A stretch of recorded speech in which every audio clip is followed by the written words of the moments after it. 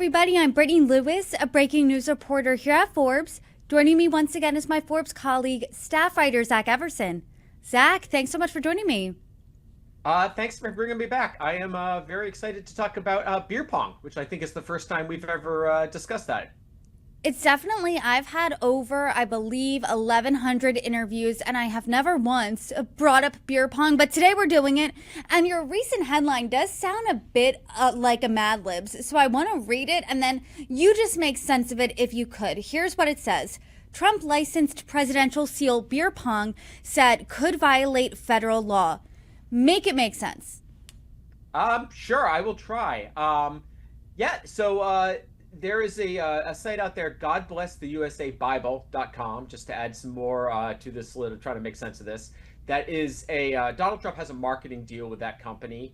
It's affiliated with Lee Greenwood. Famously, they were selling the Trump Bible. I think it came out about last year or so. They have since added several new products.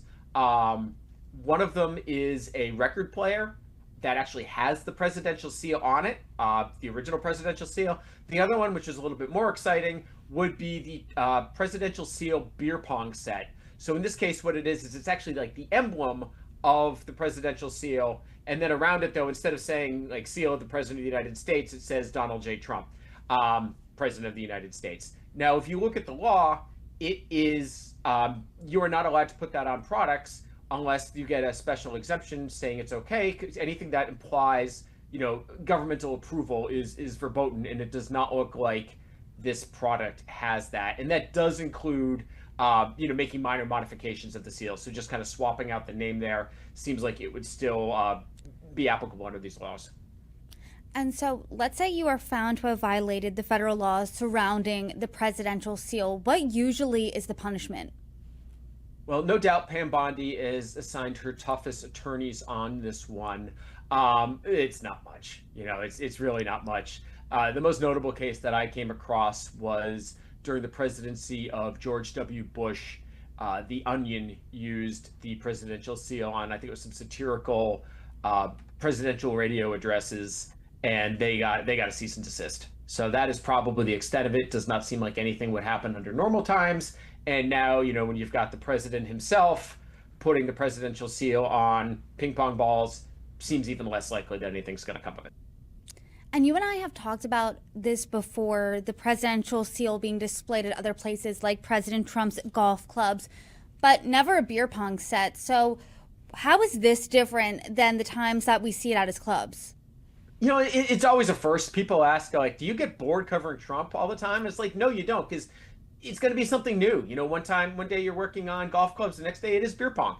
So what's different here is that it's actually merchandise for sale. The other places we've seen it would be, I think it's about 5 or 6 golf courses where it is used as a marker out on the field. At the one in DC, it is actually hanging up in the dining room. But this is the first place that I have seen it anyways, on a product for sale. So that is a new step forward in the marketeering of the presidency.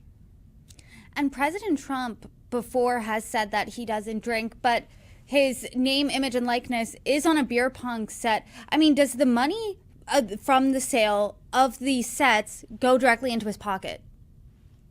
It is most likely a licensing deal. So these sets just came on the market recently, so we don't have any real idea because we only have this financial disclosure from last year before this product was out there. But it does seem like it is some sort of marketing deal. Now, I don't know the specifics of the deal. I don't know if we'll ever find that out, whether it involves any sort of cut for profits or whether it's just a flat fee. But, it's also a bit of a misnomer. You don't have to put beer in the beer pong set to do it. I've certainly seen people, you can chug water. You can put other things in there. So let's not just try to pigeonhole this beer pong set. Anybody who wants to buy these plastic cups and plastic balls with President Trump's face on it can certainly go ahead and do so. You don't have to be a beer drinker.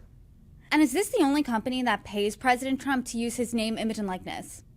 No, no, no, no, no, no. There are, President Trump for a long time, marketing was his main way of making money, kind of in between when he went from being a real estate tycoon to playing a real estate tycoon on TV in The Apprentice. A lot of his deals were marketing deals. So, there are all sorts of other companies that are paying for this. In terms of the NFTs is probably the one that stands out. Those are right, Trump digital trading cards. That is also a marketing deal. A lot of properties around the world that have his name attached to them. It's a marketing deal. We know that in his second term, President Trump has made a lot of his fortune from crypto, but since he's president, have these licensing deals been a big moneymaker for him? It doesn't seem like they're as big a deal as the crypto by any stretch. Crypto, he's up billions in crypto, but this is also a man who famously cashed a check from Spy Magazine for 13 cents. There's nothing off the table in terms of making money. We've seen it especially with his Trump store that sells all sorts of merchandise, hats, t-shirts. In the first term, as we discussed earlier, really did not peg much to the presidency at all, and now it's all in on that. So really, any sort of guide rails that were on during his first term have just gone to the wayside the second term in terms of profiting off the presidency.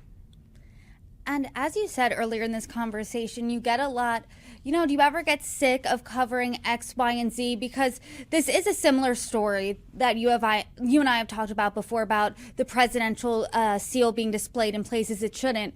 I mean, what piece of the puzzle, and I've asked you this a lot, what piece of the puzzle is this when it comes to the mosaic of President Trump's second term?